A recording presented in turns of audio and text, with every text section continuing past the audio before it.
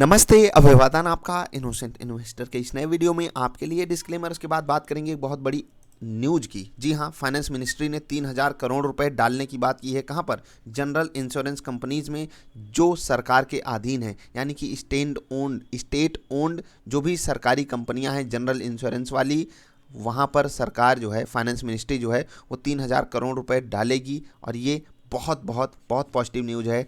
दो कंपनियां तो बाजार में लिस्टेड भी हैं, तो चलिए उनसे मुलाकात कराएंगे ये काम क्यों हो रहा है। पहले ये समझ लेते हैं। The capital infusion will enable the 3 public sector general insurance companies to improve their financial and solvency position. अब यहाँ पर आप समझ लीजिए, फाइनेंशियल तो दिक्कतें इनकी जाएंगी ही जाएंगी। दूसरी चीज़ जो सॉल्वेंसी पोजीशन होती है, होता क्या है एक्चुअली कि जब भी हम इंश्योरेंस वगैरह प्रोवाइड करते हैं तो हमको एक कैपिटल की रिक्वायरमेंट होती है। चलिए हमने किसी से बोल दिया भाई साहब आप ये इंश्योरेंस ले लो। अब हो सकता है कि बहुत से लोग अचानक से क्लेम करने आ जाएं और हमारे पास अगर फंडिंग नहीं हुई तो हमें दिक्कतें हो जाती हैं। और भी बहुत सारी चीज़ें होती हैं इंफ्रास्ट्रक्चर और ग्रोथ को लेकर। मतलब ओवरऑल सिनारियो में आप समझिए कि जब हमारे पास फंड की अवेलेबिलिटी ज़्यादा होगी, हम बेटर वे में परफॉर्म कर सकते हैं। इसको मैं आगे डिस्कस करूँगा कभी और, लेकिन अभी हम डिस्कस करेंगे उन 2 स्टॉक्स को जो बाजार में आपको बाई करने के लिए मिलेंगे। जी हाँ, यहाँ पर आपके लिए अपॉर्चुनिटी है। जिनके पास स्टॉक्स हैं उनको शुभकामनाएं, क्योंकि ये स्टॉक्स रन अप लेंगे। क्योंकि अगर आप लॉन्ग टर्म में इन स्टॉक्स की परफॉर्मेंस देखोगे, बहुत ज़्यादा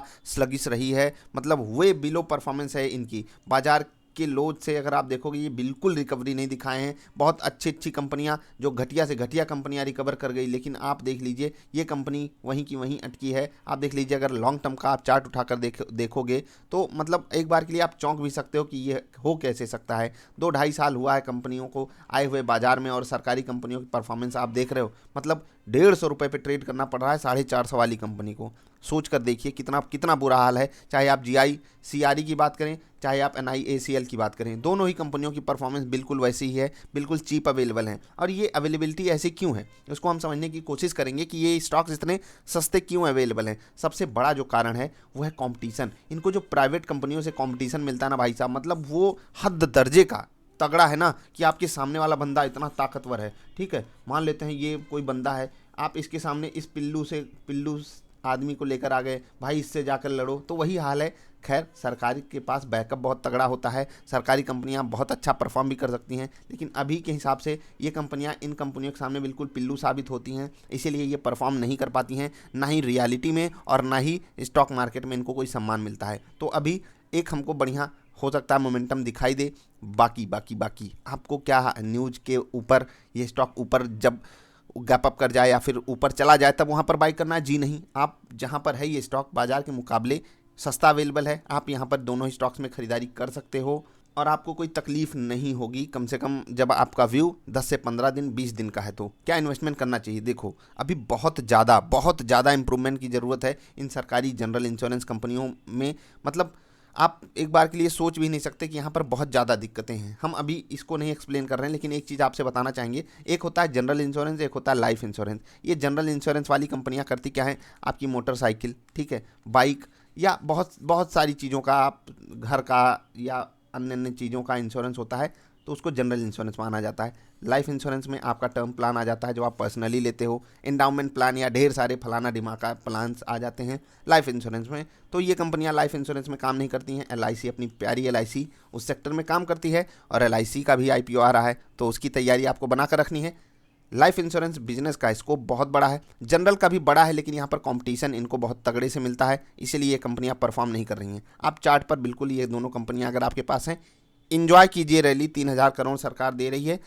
अभी और भी बेहतरीन पॉजिटिव न्यूज़ आ सकती है इस सेक्टर को लेकर, क्योंकि इंडिया में अपॉर्चुनिटी भाई साहब हद दर्जे की है।